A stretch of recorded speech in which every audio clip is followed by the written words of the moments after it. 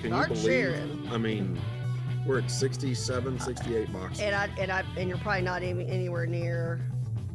Okay, Charles.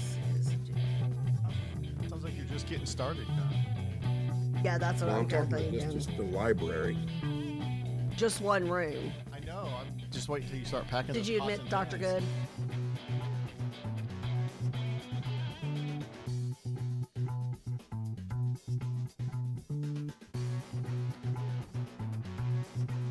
She should be on in a minute. She's waiting for us.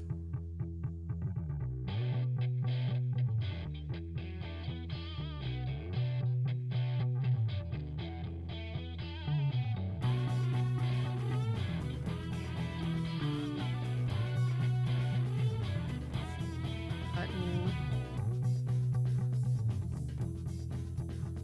Yep, we are live.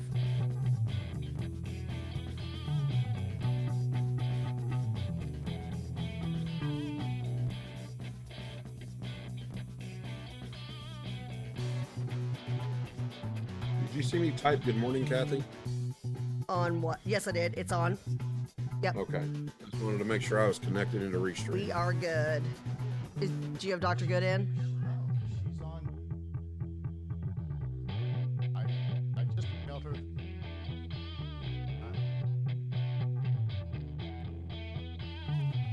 Oh, let me get Don.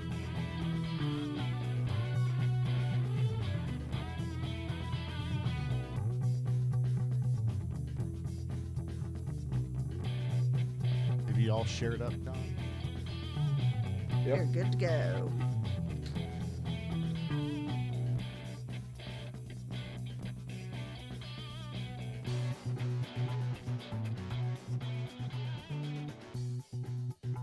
Live from VentureX Studios in Frisco, Texas. It's JP, Kathy, and the crew.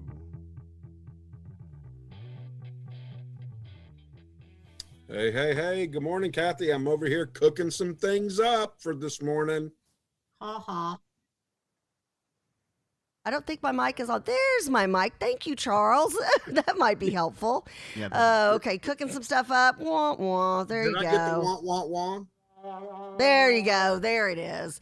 Well, JP, we have cooked up a great show today. First of all, it's 9/11, and we are definitely going to be Great. recognizing that today with a dear friend of ours out of the McKinney area who is actually retired New York PD who was there. And he's got so much information to share about how the devastation from 9/11, JP, it just doesn't stop. No, it doesn't stop. In the aftermath, years later, of family members that have passed away, that were in the midst of the Twin Clean Towers up when and they were things coming like down, that. Yep. and Yep. took on the ash and the smoke and all the chemicals that come from all of that. And we've lost so many of our first responders, Right. as a result.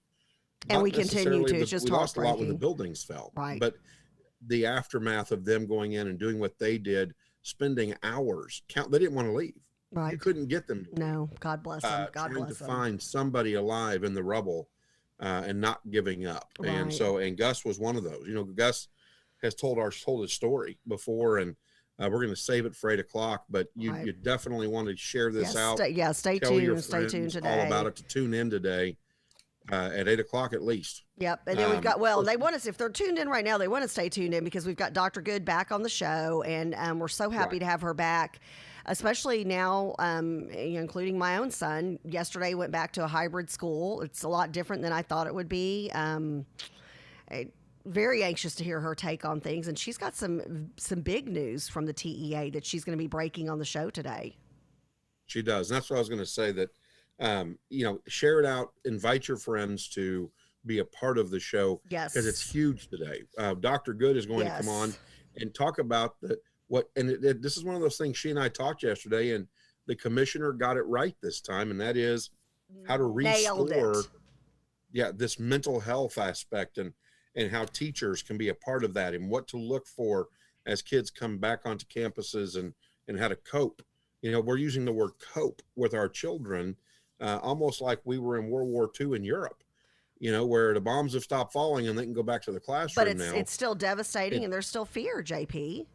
And Yeah. I was so happy when you were talking about what Dr. Good was going to be bringing up today, because the mental health aspect of this is huge, and we have not seen the tip of the iceberg. Not for those of us adults who have dealt with it or are still dealing with it, but for our kids. And so good for the TEA for getting this right. And I'm so glad that Dr. Good can break that on our show today.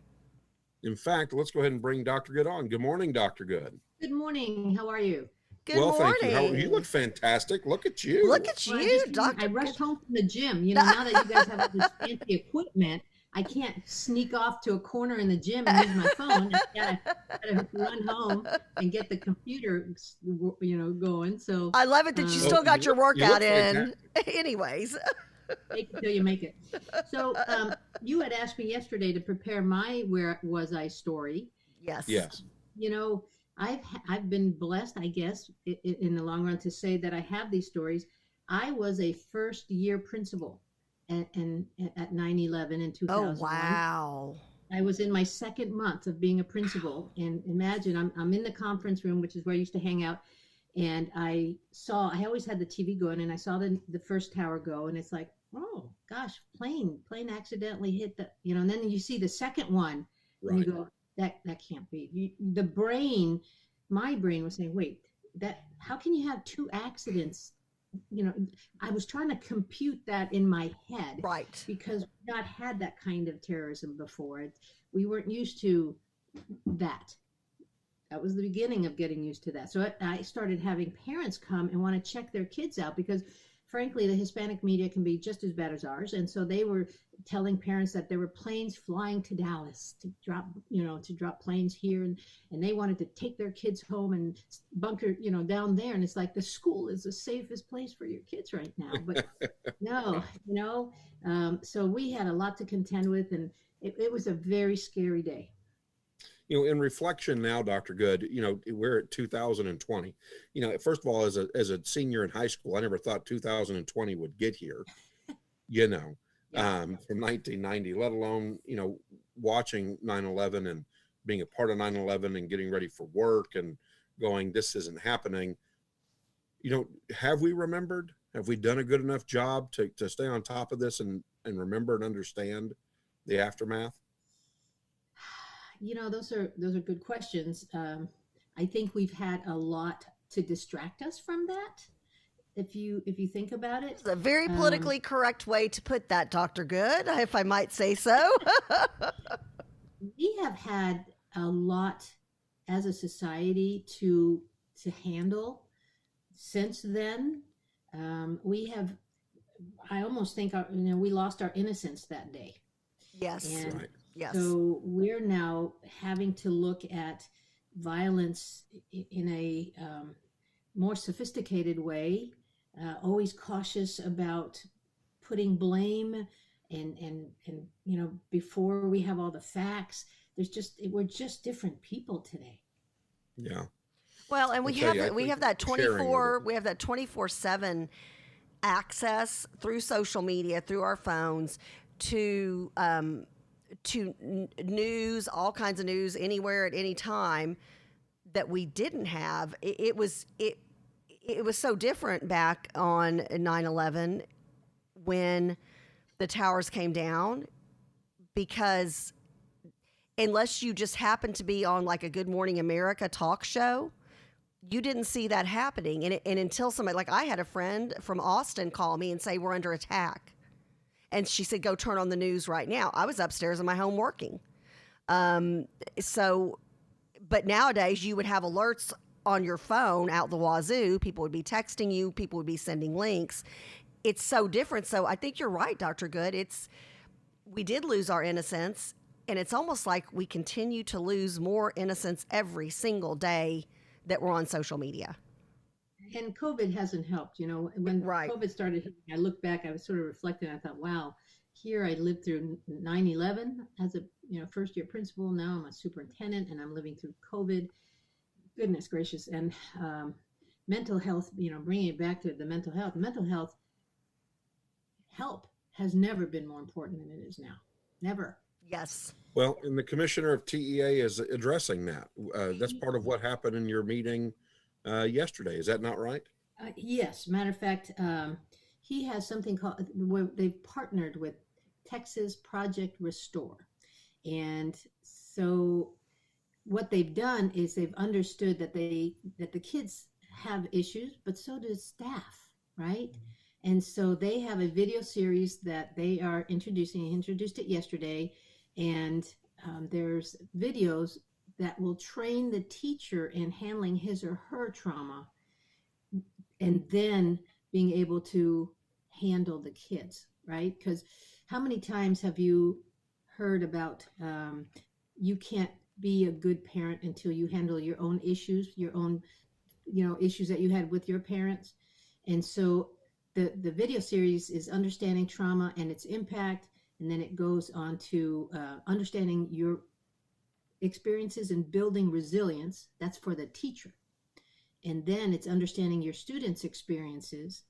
Then it's developing a positive classroom culture, and then it's building strong partnerships with student families. So imagine, and I'm gonna have my building principals have this every Monday, another part of the series, because it's 30-minute videos. And imagine the reflection that comes watching this together in a faculty meeting, and then being able to verbalize your experiences that you had with COVID. I mean, it's just very, very powerful. And so there's an introductory video of about 5 minutes. I sent you the link. I don't know if you want to show that. But it's just, We do, Dr. Good. If you don't mind, it's just a good time for us to show that. I think so, yes. All right. So Charles, if you want to roll out for us the URL link and the overview. Again, this is so vitally important. It really breaches back that communication and how to talk to families, how to talk to students, how to be in your classroom, just huge positive impacts as kids start to come back and deal with COVID-19. It's starting with the teacher. Imagine that. Wow. Yes, what a crazy concept. They got it right. All right, here we go.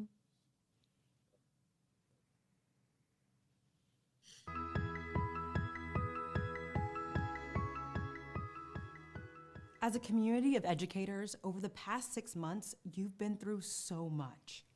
Our students and families have been through so much. The state of Texas and the whole country has been through so much. From the sudden closing of school buildings, to the complete restructuring of our educational system, to the unrest, stress, and emotional toll of reimagining our work while caring for our families. And all the while, each of us is trying to make sure we and those we love stay emotionally, mentally, and physically healthy and safe. Unfortunately, over the course of the COVID-19 pandemic, many students have been at higher risk of exposure to additional trauma and stress.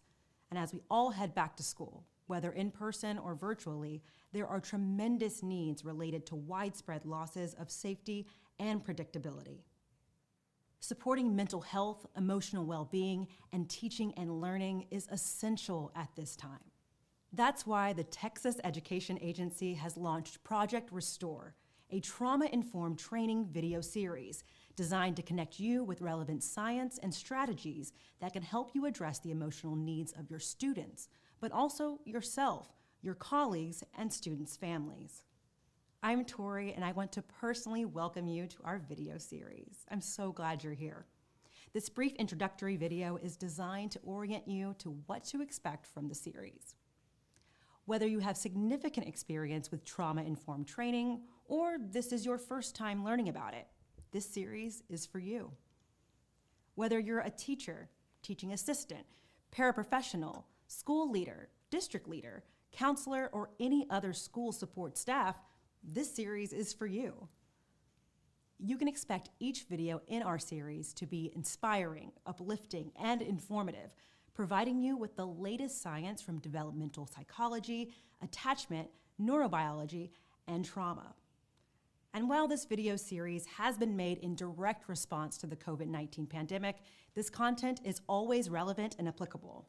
So engage independently with colleagues or even with friends, starting now. And then come back to the videos as often as you want, especially during any transitions in the school year. Our goal is for you to walk away with a toolkit of resources and strategies for building strong relationships with students and their families, for creating positive virtual or in-person classroom environments, and for caring for yourself. Over the next 6 videos, we will learn the basics of trauma and stress and then do a deeper dive on how it impacts you and your students. Share strategies for building relationships and de-escalating students, building a strong classroom culture, and developing positive family partnerships. Here are some context and a few logistics that will help you make the most of this experience. Each video will have a narrator sharing empowering information, visuals such as animations to help break down the content, and reflective exercises for you to engage in. Each video is approximately 25 to 30 minutes, but can be extended depending on how long you take for each exercise. You will have the ability to pause the video at any time. Each video builds one upon the next, so we highly recommend that you watch them chronologically. We invite you to turn off other online distractions and bring your full attention to the learning. The material the videos cover might feel heavy at times. Take a break if you need one. And throughout the series, we will walk you through exercises to help alleviate the stress you might be feeling.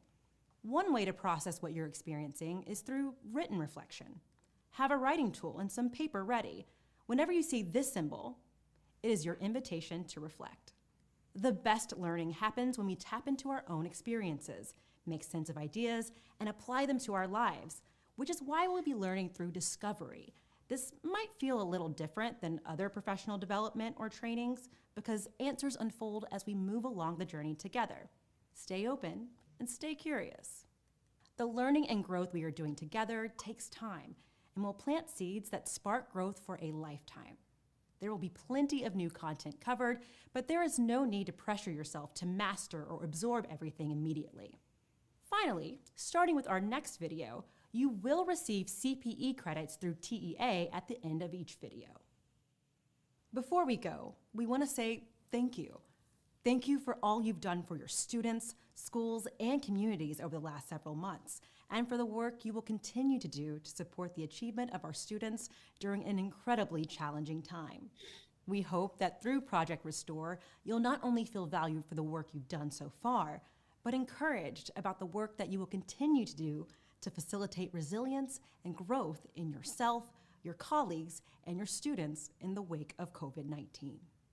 We're honored you're here. Let's get started. Love this. I love it. Awesome. Dr. Good, thank you so much for sharing that with us. Well, your audience is made up of people who, if they're not educators, they know educators. You know, they can get this to their own kids' teachers. You guys are a conduit to mental health help.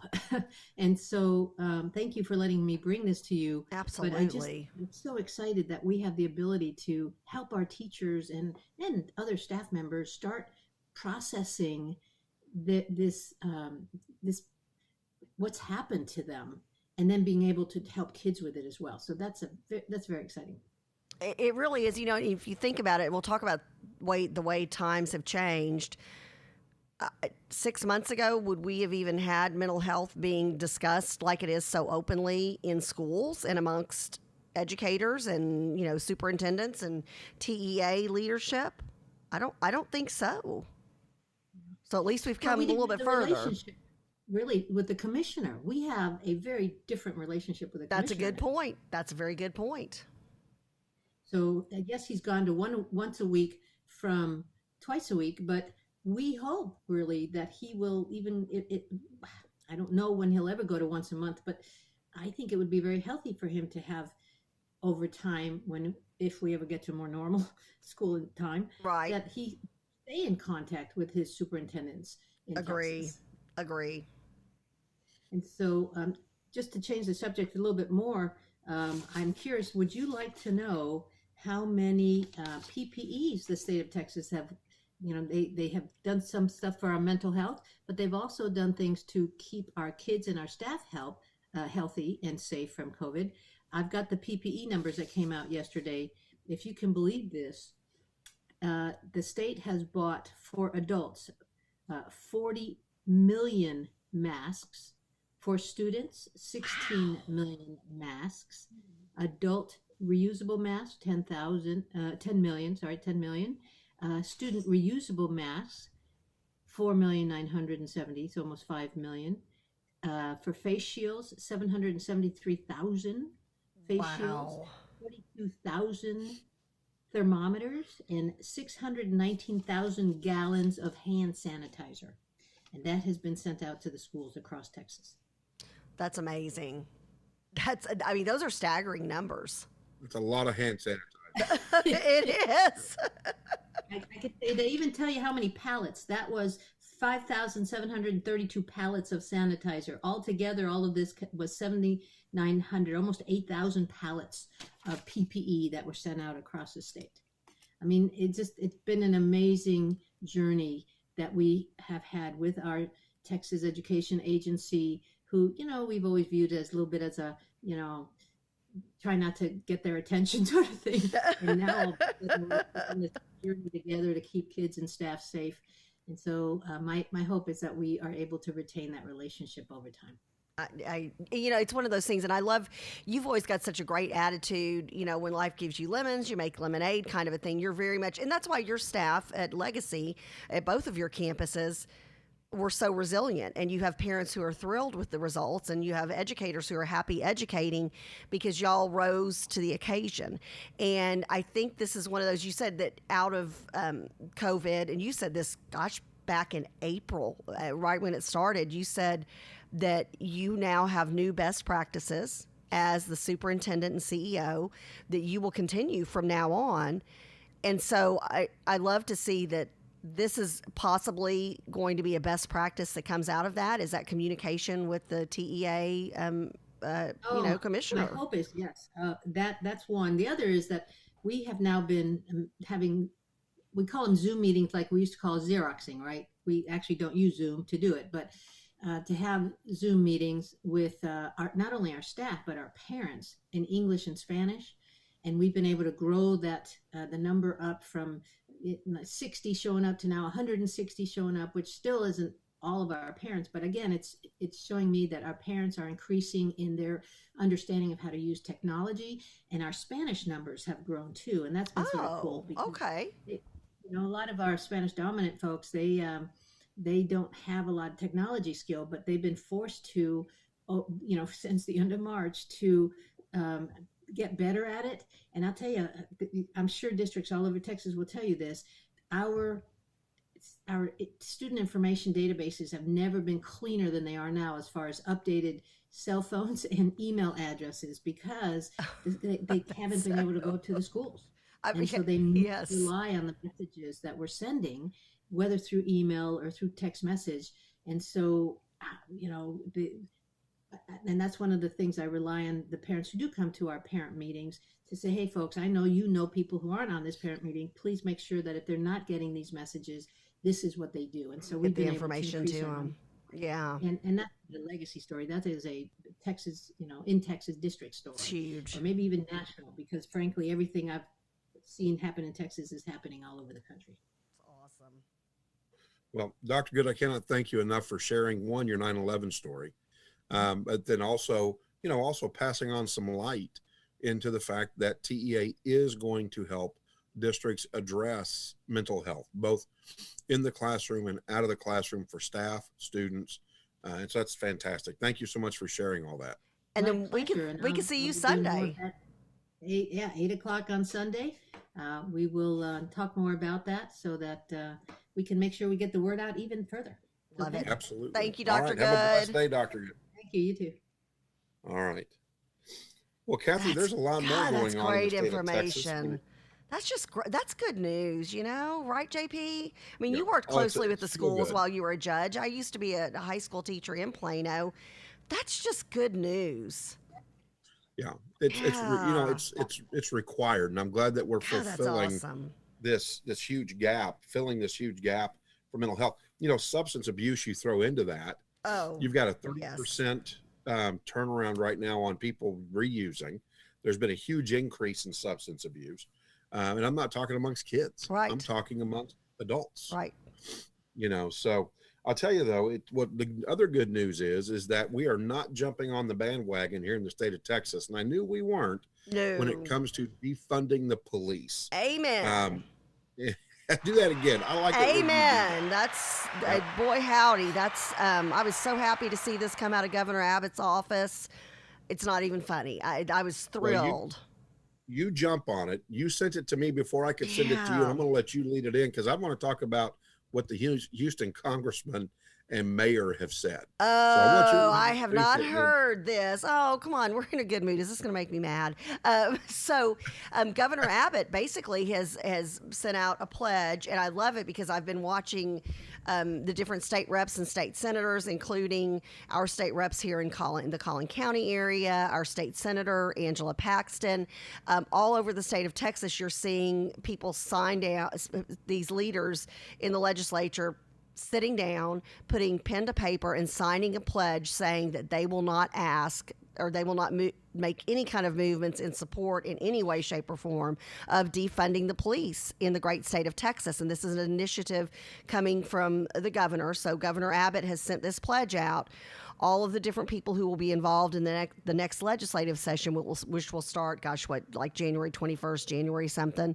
Right. And they're all enthusiastically signing it, or at least the ones I've seen. Now, there may be some that aren't, but the ones that I've seen are enthusiastically signing it.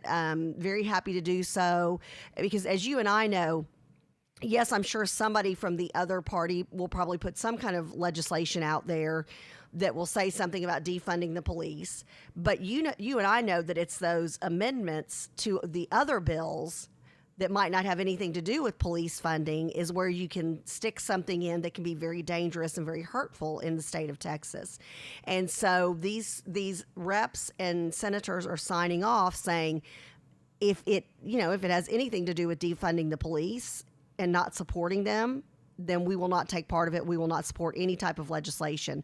So I was thrilled to see this, and especially right before 9/11. There was a story that popped up on my news feed, and I guess the city of Austin was supposed to be doing some defunding the police or something, but somebody put up a billboard that said, "Enter at your own risk," about them defunding some of the police there. Yeah. And I just thought that was crazy. Yeah, the city of Austin was one of the first, of course, to jump on the Democratic bandwagon. Of course, they're led by very liberal mayor and city council down there, which makes this even sweeter because Thursday, that's where Governor Abbott made his announcement, was with the Austin Police Association, and had the Austin Police Department, our police officers around him when he made that. And he's asking everybody in Texas, to get on your social media and put in hashtag Texas Back the Blue. And so we here at JP, Kathy, and the crew, we're going to ask you the exact same thing. Get on your social media, hashtag that, and let's support our men and women in blue as they hit the streets every day. Kathy, you invited me to be a part of Back the Blue on Facebook. Yes. And how many officers do we see coming up dying? I know it's a fantastic page, and it's one of those that when an officer's name comes up, and they post pictures, of the officer with their family, with their friends, during their time of service, be it a long time of service as a police officer or some of these very young officers who are being killed in their first or second year on duty. And so I've just been. It's one of those pages that it breaks your heart to see that, but it also reminds us that the media is not necessarily getting it right. Well, the far left media is not getting it right when they just report certain things. Why aren't these men and women who risked their lives saving somebody else's life and they lost their life? They paid that ultimate price. JP, why aren't they being mentioned in the media? Why aren't we celebrating? And thanking them you're so rhetorical question because it's not going to be answered. No, it's not. So interestingly enough, of course, Biden and Texas Democrats such as State Representative Garnett Coleman out of Houston have come out and said that's idiotic. The GOP is misleading. We don't want to defund the police.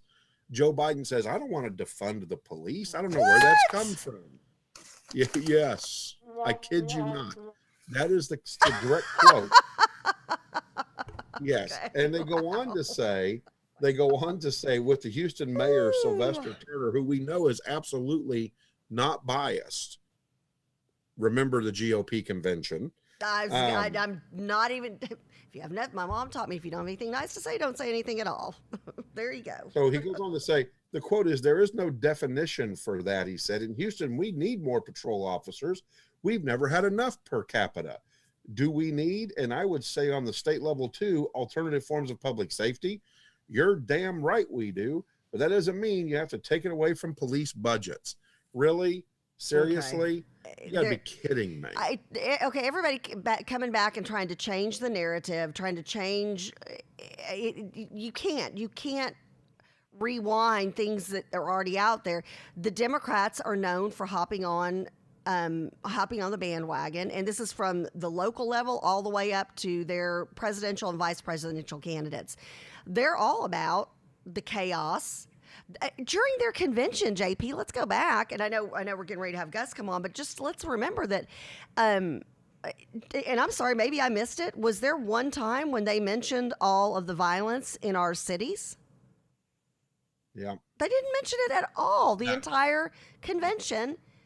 And then after our convention, after the Republican convention, then they started trying to talk about it. Too little, too late. Yeah. Well, and I guess my thing, Kathy, is this. My thing is that in Texas, you show me where even in the liberal city of Austin, where the citizens of Texas are going to want to defund police departments. Look at the city of Dallas. Last year, Kathy, we reported on over 100 murders in less than 6 months. And it took not alternative programming, but it took bringing in DPS troopers to come in to help get things back online and slow down the violence in Dallas. And so it's not a matter of defunding the police. There was an interesting quote that went out on Facebook, and then hopefully we've got Gus on and we'll go over to Gus, that said, do what? Are you talking to us? Oh, okay. Charles is always trying to tell us something low key behind the scene, and you and I always go, "Wait, what? What? We stop everything. Just text us." So just real quick, is that we don't need to necessarily worry about the training of the police. We need to retrain our children to learn to respect that when they say stop, you stop. Put your hands up. Put your hands up, and that comes from the sheriff out of Milwaukee. That talks about that. Agree. So, Officer Clark. We've got Gus on the line. Yeah, I agree. It's one of those things that you're right. We've got to change. We've got to change how we're looking at this because it's not the police officer's fault. Speaking of police officers, how are you, Gus? Okay. Can you guys hear me? We can hear you Oh, now. Hey. Judge, how are you, sir? Man, Gus, I'm great. It's so good to see you and hear your voice, Gus, and just want to let you know I put a little prayer in for you last night, my friend. Thank you, sir. Thank you. Yeah. Good morning, Kathy. Good morning. Good morning, my friend. We're so happy to have you on, and we know you're literally running from one event to another event to another event, so we appreciate your time today. 9/11, here we are all these years later, and it's still those of us, and I can't even imagine having been a police officer in New York at that time. When I started seeing people post last night about all of the people, they said this time, the people, 3,000 people went to bed who would not live to see 24 hours later. And some of the powerful, moving tributes that already started on social media. And for those of us who remember it, it doesn't go away. And I would imagine, Gus, for somebody like you, this always has to be pretty far up in your mind. Yeah, I mean, even though it's been 19 years, usually around this time of the year, especially in the first week of September, and not just me, but a lot of my colleagues, that were there on that day and months following, we start getting this feeling, we know it's the date's approaching, and we start getting very tense. I mean, so I like to tell everyone my September 11th story started on actually September 10th. I left for work 10 o'clock at night. I used to live in Long Island, New York, which is about an hour from New York City. At that time, I was a sergeant on patrol in Brooklyn, Bed-Stuyvesant area. So I left home, told my wife, like I always did, hey, I love you. I'll see you in the morning. Left for work that night in Brooklyn, typical Brooklyn night. Had a few people shot, a couple of people stabbed. I got stuck at work that Tuesday morning of September 11th doing some paperwork, and I get a phone call from my wife asking me if I knew anything about a plane hitting the World Trade Center. I'm like, what are you talking about? Not even 10 minutes later, a police officer runs out to the parking lot of the station house. So I was just getting ready to go home. I was supposed to be off that Tuesday, Wednesday, Thursday. I was looking forward to my 3 days off, and he goes, hey, Sarge, they're calling everyone back in. Something about a plane hitting the World Trade Center. I got to, so I was working in Brooklyn at that time. I got to, by the time we got to Manhattan, where the towers were, that's when the second collapse, the second tower came down. I was there the rest of the day. A lot of people don't know it's around 4:30 in the afternoon, World Trade Center number 7. That came down. That was on fire all day. That building was about 45 stories high. Listen, I ran like everyone else, regrouped, got my cops, make sure they were okay. That was the main thing. That night at Ground Zero, it looked like a nuclear bomb went off. Fires everywhere. There was debris, and basically if you heard a sound, you started digging. And I mean, it's a way to describe it. Like I said, it's a nuclear bomb went off that night. So, Gus, we've talked about this for years, and I cannot thank you enough for always being willing to come back on, JP, Kathy, and the crew and share so people don't forget, because this is how we remember. And I know it hurts from way down deep inside. I can't relate to the hurt because I've never experienced anything like that. So I want to, first of all, thank you for sharing your story over and over again with us here on the show. Looking back now, are we remembering, Gus, or do we need to do more?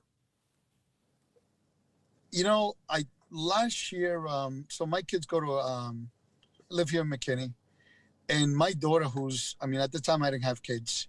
My daughter now, who's 17, she approached me even this morning when she was going to school. She was like, "Hey, I hope they talk about 9/11," and that's what a lot of the schools, which I'm very surprised even here in Texas. I know it happened in New York, Pennsylvania, Washington D.C., but this happened to this whole country. Everyone was affected. What a lot of people don't know, even here in Texas, is you had people from Texas that went to New York to help out. And I think it was about 500 of them. They're very sick from being exposed, from working at Ground Zero. So a lot of them they came back to Texas and they're very sick from it. So, I think we should start at the school level and letting these kids know. I mean, listen, there's a lot of retired NYPD, FDNY that live here in the great state of Texas. We would love to go out to the schools and share our stories. I mean, for us, for me, it's like therapy. The more I speak about it, it makes it just helps me out with my, talking about it. So. Are we still taking care of those families, Gus, that did lose members of FD, NY and NYPD? Are we taking care of those?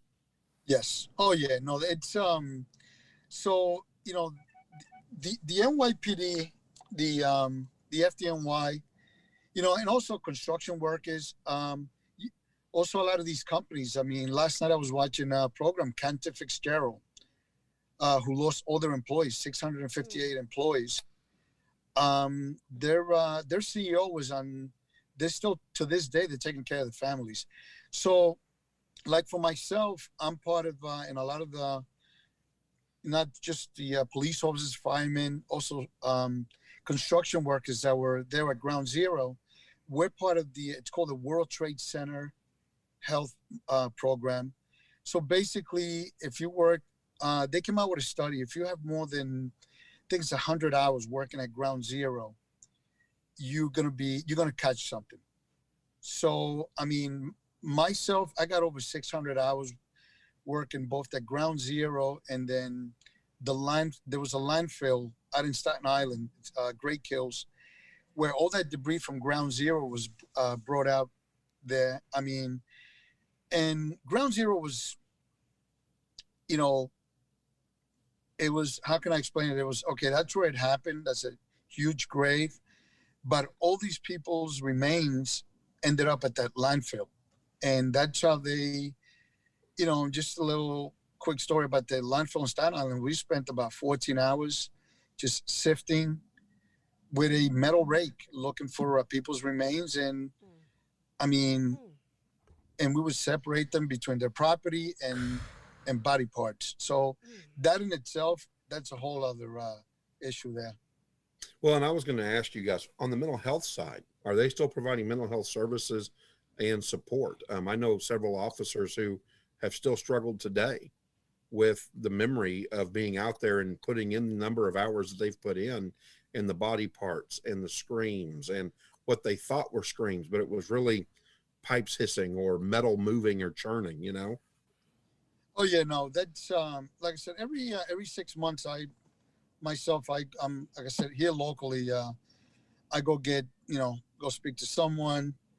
We go get checked. I mean, right now so far I've been very fortunate, but since I've retired, man, I've lost over colleagues that I personally work with, both at Ground Zero, the landfill. Over 30 of them have passed away from lung cancer, thyroid, you name it. And their average age is like 51. So that's always in the back of my mind, like, hey, am I going to be next?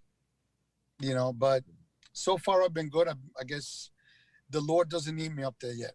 You still got more work to do down here on the ground. And, yes, sir. and don't we all wish we had Gus's energy, JP? Absolutely. Gus, how's Ron doing? And I asked as a brother who was a part of all of that as well and is in Texas. How's he doing? So Ronnie is a new father. Oh, Yes. He's recently had a baby. Him and his wife. They're doing great. blessings. He's a sergeant now with Prosper PD. Wow. He couldn't get away from the law enforcement. Listen, even though I'm retired, they're still in my blood. I mean, when I'm driving around, I see, a local police officer on the side of the road.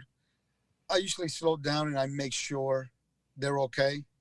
I'm never going to lose that. I mean, Good for you. especially the current situation. Right. Everybody, it's like so anti-police, and they don't realize that,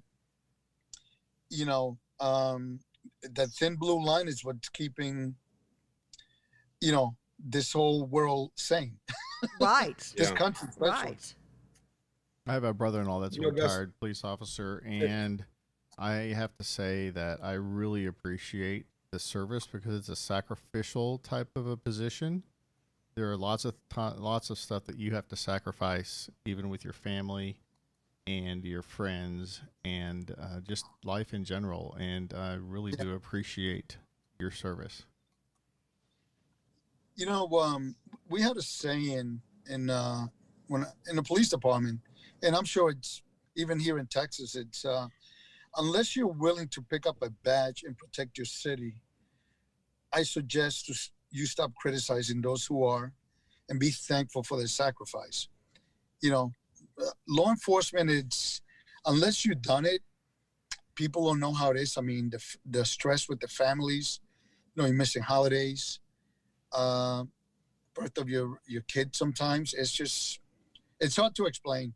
And I was going to ask you guys, will 9/11 this year have a different ring to it? And where I'm coming from, will we be able to heal some of what this country is going through as a result of a political motivation, and remind people how important that thin blue line and red line with the fire department, right? How thin that really is, and how much good is done in the world as a result of law enforcement officials. Well, prime example I could give you, it's, you look at New York City, I mean, 22 years, listen, a lot of us died, bled to make that city safe.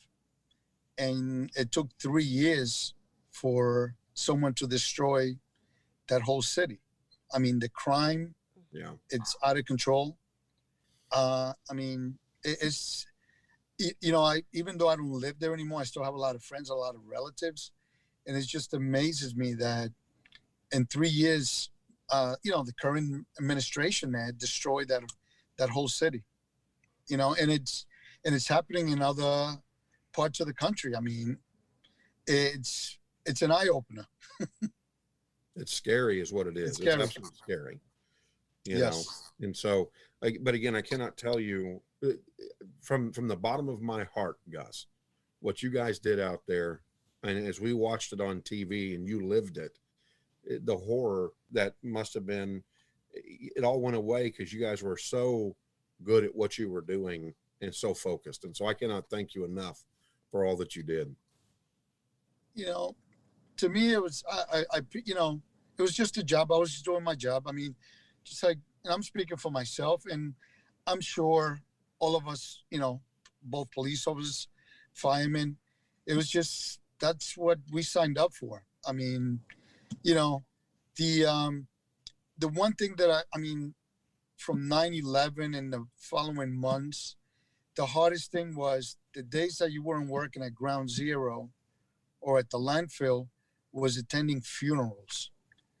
I mean, that was the hardest part. You're always hearing you heard a colleague, hey, yeah, they're having a funeral. So you worked all day and you try to make that funeral. And the hardest thing was looking at their wives, their kids. I mean, one of the hardest funerals I attended was, you guys probably, Captain, the Vigiano brothers. Yeah. One was a fireman, Joseph, and then John was a New York City police officer. I mean, that was the hardest funeral I went to. It was just, and then to see their dad, who was a retired fire captain, I mean, he lost both of his kids there. Yeah. That's, I couldn't imagine. So. Well, I just know that it resonates deeply with me. I went out to New York once they erected the new 9/11 monument and the memorial. And I cried all the way through it. In fact, I was so moved, and it was very new at that time. I even went on my own Facebook page while I was there and talked about it with tears, with everything you see and the sounds and the smells. I mean, it's all still right there. It's that's hallowed ground. I mean, people lost their lives there. I mean, listen, people were just going to work that day. I mean, you heard stories, someone missed a train or someone got on, we're waiting for the elevator. I mean, there's so many stories. I mean, and one of the things was, once you came out of Ground Zero, there was a Canal Street was like the, I guess the border there. And you had to come out of there and you see the family standing there with pictures of their relatives, and ask, and they would come up to you and ask you, hey, have you seen my husband? Have you seen my son? And you didn't want to lie to these people because there was nothing down there. It was, the best way to explain it is you go home, you take your blender, you put a whole bunch of stuff in it, you mix it up. And that's what happened. I mean, when those buildings came down, it was just, everything was pulverized. Yeah. I mean, like I said, not too many remains were, I mean, it was just, and then to look at those people's faces standing there with the pictures of their relatives, that was, that, to this day, I think about it, it's hard, So, Gus, what do our kids need to do to keep this legacy going so we don't forget? Since, I mean, like today, I mean, it's, like I told my kids, hey, watch TV, It's because if we forget about it, it's going to happen again. Especially now, the enemy knows that we're very vulnerable right now. This country's at a point where and this is like the right if we're going to get attacked, this is the perfect time. Well, and these were innocent people, Gus, and this is something that I know we talked about, that these are people that just went to work. And I pulled up what was going around social media last night because I thought it was so important to remember these numbers. It says and this was as of last night, 19 years ago, 246 people went to sleep in preparation for their morning flights. 2,606 people went to sleep in preparation for work in the morning. 343 firefighters went to sleep in preparation for their morning shift. 60 police officers went to sleep in preparation for morning patrol. 8 paramedics went to sleep in preparation for the morning shift. And none of those people saw past 10 a.m. And a lot of those people didn't sign up to be part of law enforcement, part of the first responders. They were just going to work, and they were just innocent and had no training and had no idea. You're right. We can't ever forget. I mean, I'm sure you guys, there's a story about a gentleman who was in one of the towers, 73 years old. This elevator, it was one of the last elevators that came down. He basically stepped out of the elevator to let somebody else in. He goes, listen, I've lived my life. And that gentleman didn't make it. For example, I was working one time at the landfill, and we had to sit in front of the sifter, just watching people's personal property, human remains going by. And I noticed there was this women's pocketbook, a small wallet, I guess. So I grabbed it, picked it up, opened it up. I looked at the driver's license, and I noticed that the address was right down from the station house where I was working at that time in Brooklyn. So I get, so all that property and remains, we had to turn it in every night into there was a trailer the FBI set up. That's how the people were being ID'd. So that night stopped by the station house, change, and I had to stop by that one address just to see if she made it. Rang the doorbell, gentleman came down, African-American male, came down, and I asked her, hey, it's Clara Jones, make it. She's like, I told him who I was, and that was her husband. No, she didn't make it. She was with Cantor Fitzgerald. So just that office alone, like I said before, they lost over 600 some employees. They were just working. It's there's so many stories. It's and but I always remember the good times. I'm trying to so that's how I remember it. Well, Gus, I know that today you're busy. Where are you going to be out today, and what you're doing today to help everybody remember? Well, here in McKinney, they're going to be doing a wreath laying ceremony due to the this whole COVID thing. They kept it to a smaller size, but every year here in McKinney, Collin College does a day of remembrance along with Leadership McKinney. So they invite a couple of the retired guys to come out. For us, it's, believe it or not, I still fit into my uniform. Good for you. Wow. Even my daughter was like, wow, Dad. Good for you. He goes, oh, yeah. So that good eating here in Texas, I guess. But, like I said, a lot of, and when people ask me, how do I feel? Listen, the more I talk about it, it helps me. And I think it helps a lot of us that were there, not just that day, but the months following September 11th. Well, I think that's important for people to remember that police officers and the people that serve us are still people, and they still have those feelings, emotions, empathy, and compassion for people. We are human beings, just like everyone else. Amen. Amen. Well, do me a favor. Would you please tell Ron Castro I said hello and congratulations? Blessings. That's exciting news. I will. And just to add, I also this day also changed a lot of lives for our veterans. A lot of young men stepped up Yes. went to fight in Iraq, Afghanistan. Yes. I mean, that's who took the fight on for us. So, me Very good being a point. Army veteran, I mean, I always look up to my veterans, Yes. and so, and also think about them. Yes, Amen. thank you, Gus. God bless you, and thank you so much Gus, thank to you and everybody else who served and continues to serve, first responders and military. You're right. We're very blessed in this country. Yes, we are. Best country in the world. Amen. All right. We love you, Take Gus. care, everyone. You too, Gus. Have a Thank good you day, for Kathy. joining us. Thank you, JP. All right, take care. Take All right, care. and Kathy, every year, tears just come down. I remember where I was at. I was in my home. Yep. I had the news on, and I was getting ready to head up to work, and just stood there in disbelief. I was putting my tie on. Yep. And my first thought was, "Oh my God, is my friend Frank okay?" Yep. Well, because Frank Kushner He was headed to the World Trade Center was that working. night. Yep.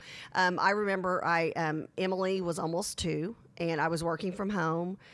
Like I said, one of my girlfriends from Young Republicans called and said, "We're under attack. Do you have the news on?" And I said, "No." And then just like that, my mom called and said, we're at war. And because nobody knew what was happening. And I remember just sitting there with my, almost 2-year-old daughter thinking her life just started. Is this it? And I was dumbfounded. And, it's interesting. So, we talk about making sure people remember, and I always talk about this on our show every year on 9/11 because it's a very simple thing that my family has done.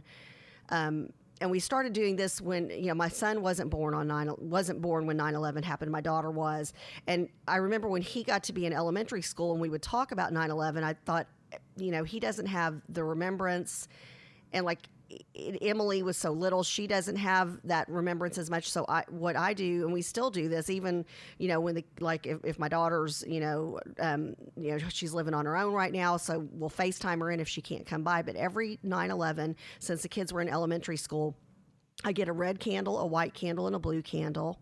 We light those candles, and we sit around the table. We pray for the people who lost their lives. And we pray for the people who are still suffering, either emotionally or physically, from 9/11. We pray that something like this never happens to our country again. And then we finish off this little ceremony that we do amongst ourselves with Lee Greenwood's "God Bless the USA." And the kids know I get choked up. I can't ever get through the prayer. I can't even get through lighting the red, white, and blue candles. But I always want them to have some kind of a touchstone to remember that, especially since Emily was so young and CJ wasn't even born yet, because there are kids that my kids know that when my kids say something about, well, don't remember today's 9/11, they're like, well, what do you mean? Yeah. And that's frightening that there are families that aren't making sure their kids remember, or there are schools that aren't doing something or saying something or educating kids on 9/11, because you're right, like Gus said, if we forget, it happens again. Yeah. Well, and you can go to 911memorial.org. That's 911memorial.org. And I'm going to talk about what Kathy just mentioned. If your schools aren't doing anything, if you don't know where to go and look, go there. They offer a free webinar, a 35-minute webinar on 9/11 and remembering 9/11. What was that website again, JP? I'm going to put it in our comments. 911memorial.org. Got it. Okay, thank you. And so, like I said, they offer a webinar. And so if you can go and you can download that for free and watch that. They're also doing a 19th anniversary commemoration. You can watch the live stream directly from 911memorial.org as well, to where you can be a part of the memorial and the commemoration of 9/11.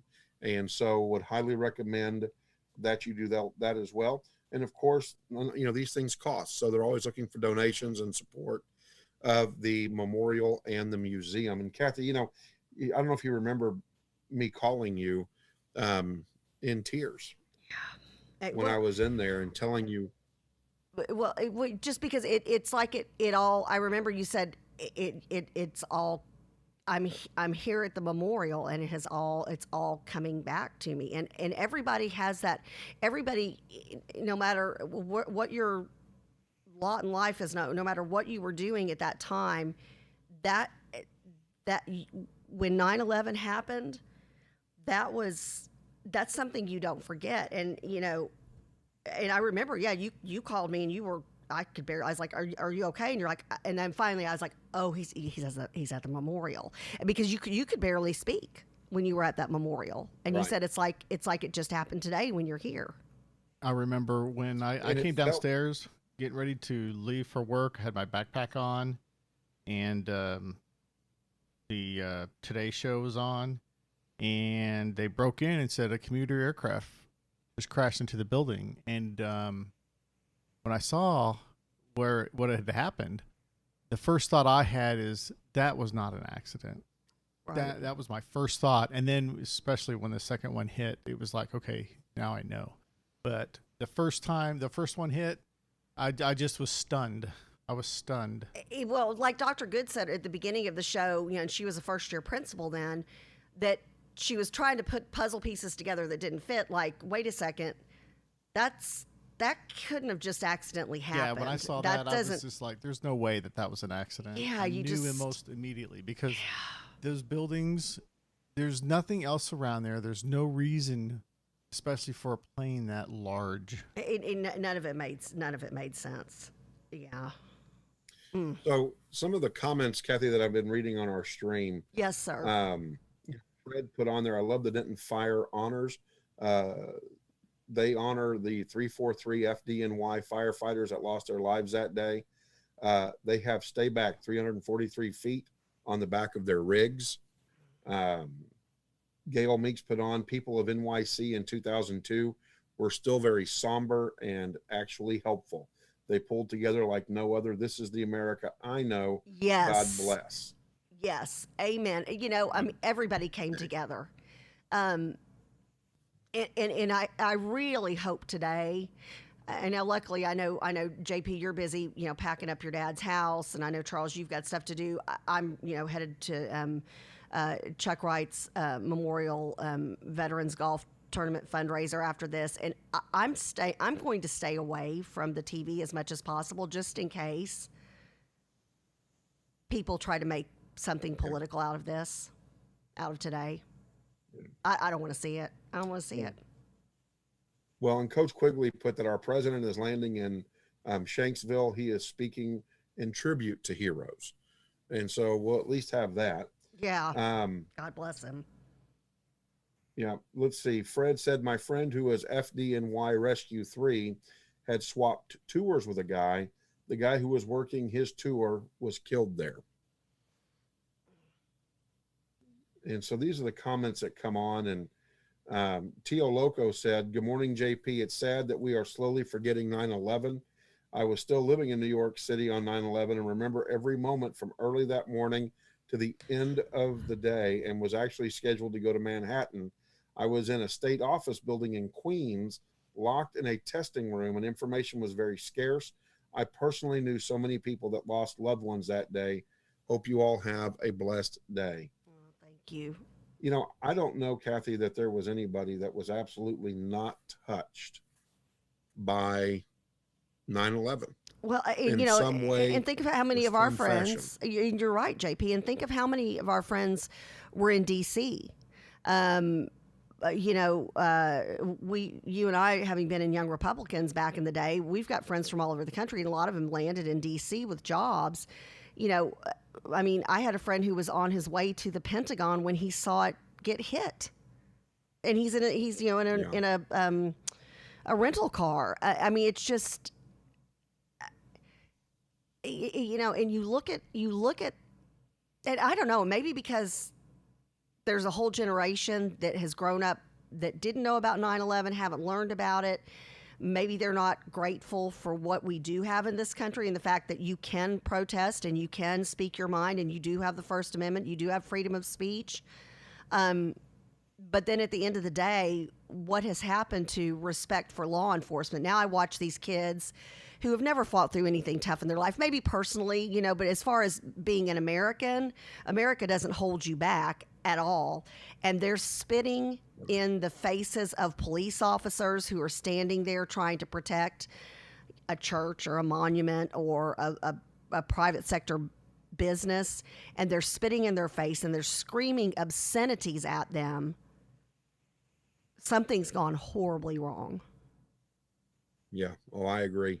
Absolutely agree. Gail Meeks goes on to say on our feed, my girlfriend was still sleeping. She had just had a baby. Her husband worked in the second tower. He called and left a goodbye message on the answering machine. Yeah. And Gail says the tears flow all day for her. Yeah.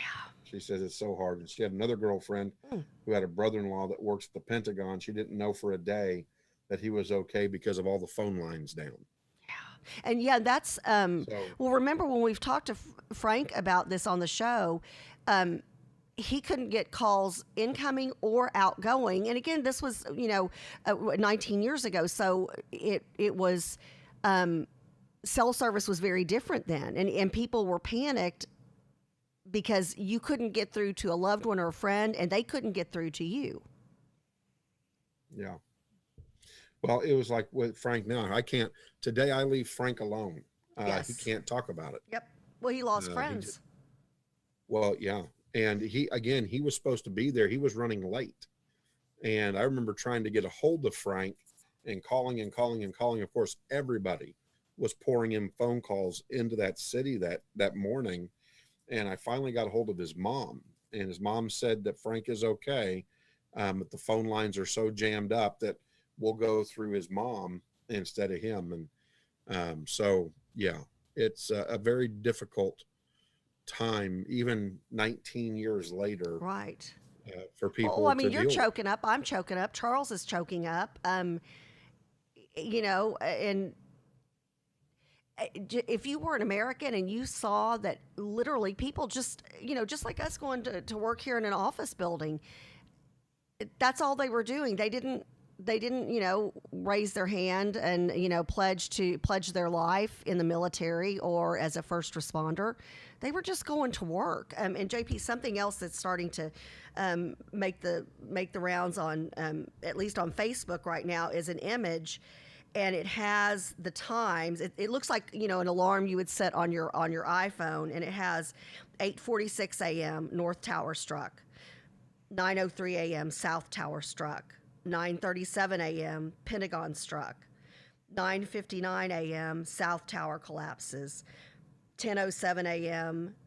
Flight 93 crashes in Pennsylvania, 10:28 a.m. North Tower collapses. And when you see those right after another, and this is like an image of somebody who's saying at that point in time they're going to stop and pray at those specific times today, which I think Charles had a great idea. We're going to end the show today with a moment of silence, and just put up the American flag, just so the crew, we can all remember this together and pray for those we lost and those who are still suffering together. I think that's a great idea, Charles. When you see those right in a row, JP, that's tough. Yes. I mean, the hits just kept coming. And I saw that image on Facebook last night, and it creates that very cold silence that can come over you. Yeah. And it resonates real deep inside, and it hurts. It's not fun, but not all life is always about fun. Sometimes it is remembering and not letting something like this go. Elizabeth goes on to say that both my sons, very young on 9/11, know the importance of 9/11. They know just from their parents how important it is to never forget. And it's our responsibility as parents to make sure that our kids never forget. And I see Chuck is putting up the website for 911memorial.org. Yes. Chuck, thank you for putting that up there. But again, they've got webinars on there for your kids and you and just your families. Even if you sit down, JP, and watch a few minutes of a news broadcast. When my kids were old enough, we had them watch part of a documentary, and it was rough. But I wanted them at a younger age to for that to kind of hit home. And I remember back when my grandmother was still alive, my mom and my grandmother would take the kids to a local police department or fire station to go out there, and they would count flags, because a lot of times the police departments and the fire stations put out a number of flags for the people that were lost. And, just very young, just making it. I remember taking my kids a few years ago. We took the kids to the little house across the street that's like a little, not a substation, but a little, it's part of the Plano Police Department. And on the big front porch, they have a huge piece of concrete and metal and some of the destruction that was left behind after 9/11. And I said, hey, I want y'all to go, and I want y'all to touch this, and I want y'all to see this, and I want you to know this was real, and this is what somebody who hates our country did to innocent people. Yeah. Well, and those pieces hold the energy. I'm telling you, when I was at the memorial, you could feel the energy of all of that. And it was something else. I want to share also, Catherine Gibb has come on. She says, I'm watching Fox News coverage of the ceremonies of 9/11, and I'm recording it because I want Hayden to watch it, as I am fairly sure this horrendous terrorist attack is not being taught in our schools. It is up to us to be sure our grandchildren know about this. We will never forget. God bless America. And so, yeah, I want to thank Catherine and she's for right. sharing. Thank you. Yeah. So, and in Lalani, she's come in and she has said, our kids sat and watched last night. We will never forget. Right. Well, and she comes from a family that was impacted, and she's from a law enforcement and military family. And I think especially for those who come from families who have had somebody serve in the military or somebody serve on the front line as law enforcement, I think something like this really hits home. And especially, I would imagine, if you have a spouse who's a police officer on 9/11, I think I'd run a little more paranoid than usual. Yeah. It's pretty sad, and we shouldn't have to be feeling that way. Chuck, do we have Dr. Dave yet? And thank you so much to the crew. Please put on there what you do to remember 9/11. Please, again, it can be just something really simple, but just never forget. And like Gus said, if we forget, it happens again.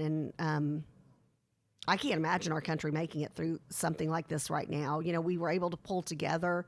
People put politics aside. People were just decent human beings. And the whole world came together for us. JP, remember that? In other countries, like at American embassies and different places in their country, they brought flowers and candles and crosses and things of that nature. We all came together. That kind of showed the best of us after 9/11 happened. I hope we get back to that very quickly. I hope we get back to being the best of us. I hope we do as well. Fred also put on there, I'd flown out of LaGuardia Airport shortly after 9/11. The plane flew over ground zero.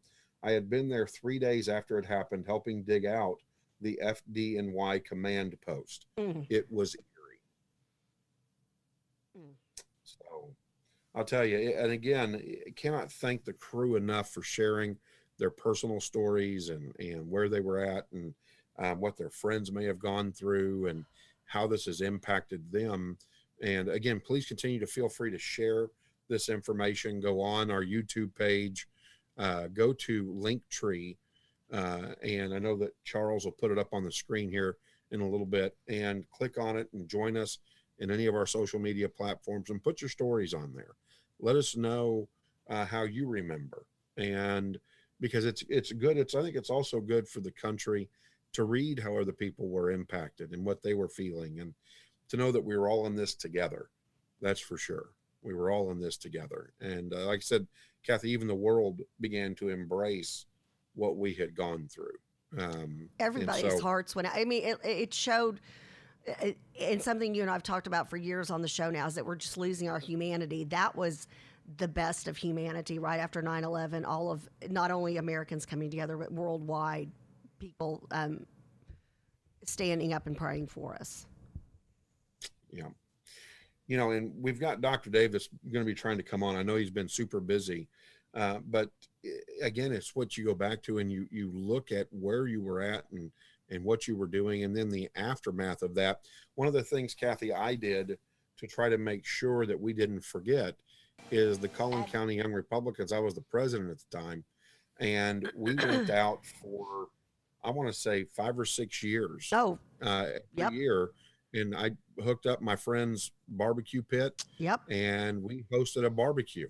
Exactly. And we fed police officers and fire department all members day. Yeah. all day. Yep. They just would come by. So I remember guys pulling up in the fire trucks and just grabbing a hot dog or a hamburger and hitting back to road. Yep. And so, and I remember we had multiple police departments that drove up to grab something to eat and go on. And again, it was our way of remembering and supporting the men and women in blue. And I don't know if it's the proper way, but since their trucks are red, I'm going to say the men and women in red, for what they do and how they serve every day. I'm trying to recall, Kathy, but let's go to the California wildfires right now. I've got family in Fresno who are on the other side of Cave Creek, and this is coming. Well, and have you seen the pictures, JP, of the sky? It's orange. It looks like dusk all the time. It just that's frightening. That's frightening. Frightening, and I just feel like if the government would have taken care of what they should have taken care of with all of those taxpayer dollars that they receive, I just feel like those are tragedies that could have been avoided. We're talking about 9/11. That was a tragedy that we couldn't avoid.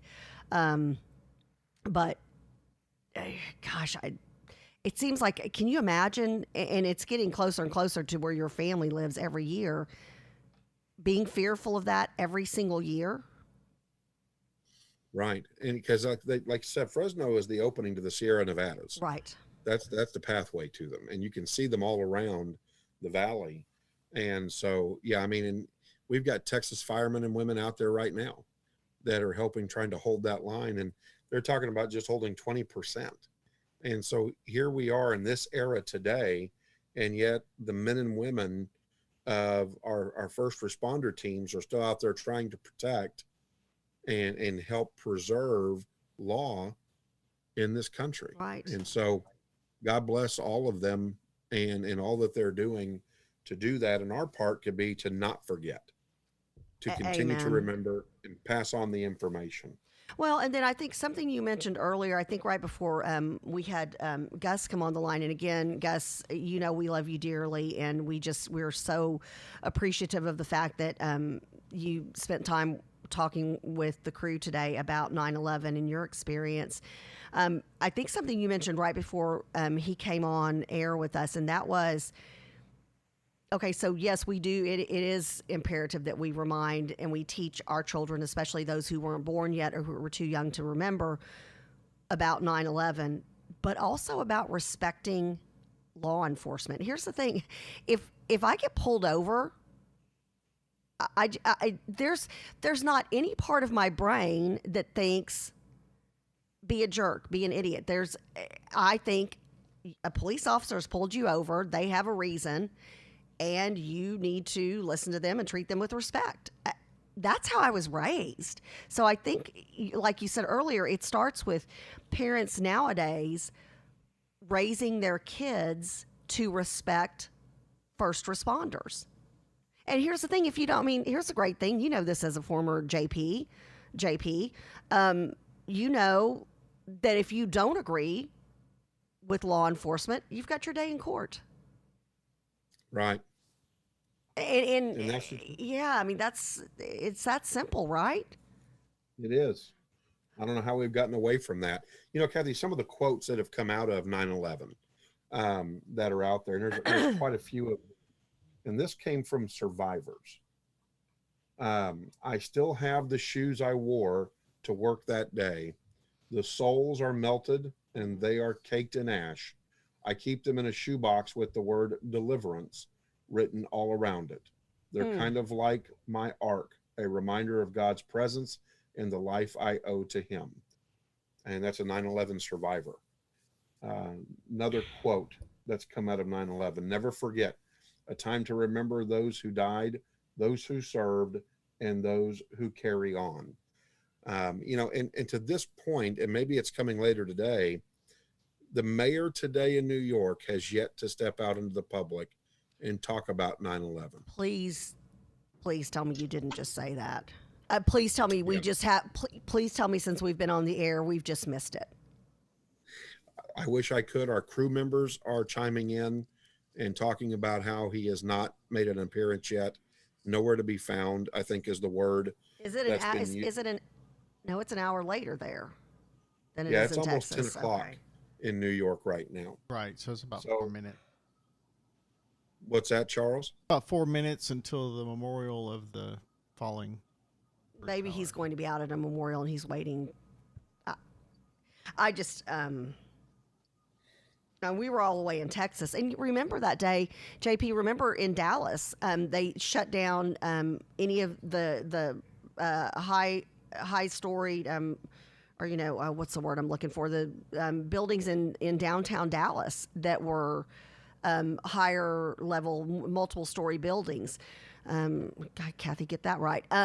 I remember, friends and family who are like, we've been let go of from work for the day, and just in case, because you didn't know.